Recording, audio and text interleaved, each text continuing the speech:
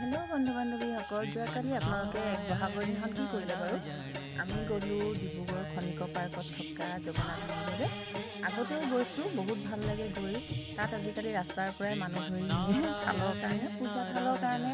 ছোৱালী এজনীয়ে আমাক লৈ গ'ল তেওঁলোকৰ দোকানলৈ।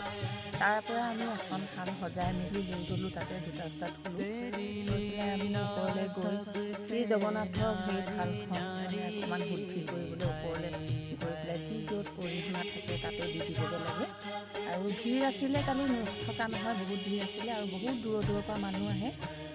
খুব ভাল লাগে। ওপৰত চাকি জ্বলাবলৈ খালি নিদিয়ে, খুব ধুনীয়াকৈ ৰাখে, চাফাকৈ ৰাখে। সেইকাৰণে ভিতৰত ওপৰত জ্বলালে দিগদাৰী হয় আৰু ভিতৰত ফটো ভিডিঅ' কৰিবলৈ নিদিয়ে। আমি বেলেগ এটা ৰাস্তাই আকৌ নামি আহিলোঁ। এইফালেদি নামি আহি আকৌ চাকি জ্বলোৱা জেগাত চাকি জ্বলালোগৈ। কাষতে আকৌ ইমান ধুনীয়াকৈ শ্ৰী নাৰায়ণ ভগৱান আৰু মহাদেৱ আকৌ ব্ৰহ্মা সকলোৰে মূৰ্তি অংকন কৰি থোৱা আছে। তাতে সেৱা কৰিলোঁ, সকলোৰে বাবে ভালকৈ যোৱাবলৈ বছৰটো প্ৰাৰ্থনা কৰিলোঁ। আৰু আপোনালোকক দেখাবলৈ মই ভিডিঅ'টো বনাই থৈছিলোঁ। পৰিৱেশটো খুব ভাল লাগে। অকণমান আহিব আপোনালোক, কোনোবা নাই অহা যদি। আৰু বেছিভাগ মানুহে আহি গৈছে।